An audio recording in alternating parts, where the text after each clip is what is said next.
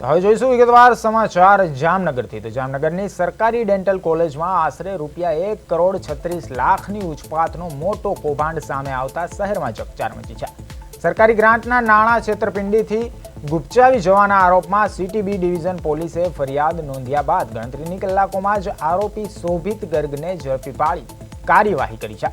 હાલ આરોપીની પૂછપરછ ચાલી રહી છે અને તપાસ દરમિયાન અનેક ચોંકાવનારા ખુલાસો થવાની શક્યતાઓ છે। પોલીસ હવે આરોપીના રિમાન્ડ મેળવવાની તજવીજ હાથ ધરી રહી છે।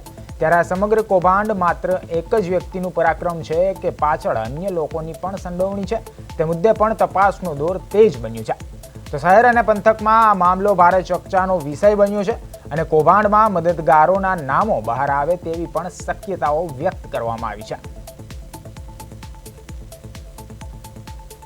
Jamnagar city B division police સ્ટેશનમાં દાખલ થયેલી ફરિયાદની વિગત મુજબ જે સરકારી ડેન્ટલ કોલેજ જામનગર આવેલી છે તેના રોગી કલ્યાણ સમિતિના બેંક એકાઉન્ટ કે જે સેન્ટ્રલ બેંક ઓફ ઇન્ડિયામાં એનું એકાઉન્ટ આવેલું છે તે ખાતામાંથી તે ડેન્ટલ કોલેજના કર્મચારી અને જે નેશનલ હેલ્થ મિશનના કોન્ટ્રાક્ચ્યુઅલ વર્કર છે જેનું નામ છે શોભિત ગર્ગ, આ આરોપી દ્વારા અલગ અલગ સમયે પોતાના એકાઉન્ટમાં અલગ અલગ ટ્રાન્ઝેક્શન ચેક દ્વારા ટ્રાન્ઝેક્શન કરીને આશરે 15 જેટલા ટ્રાન્ઝેક્શન કરેલા છે।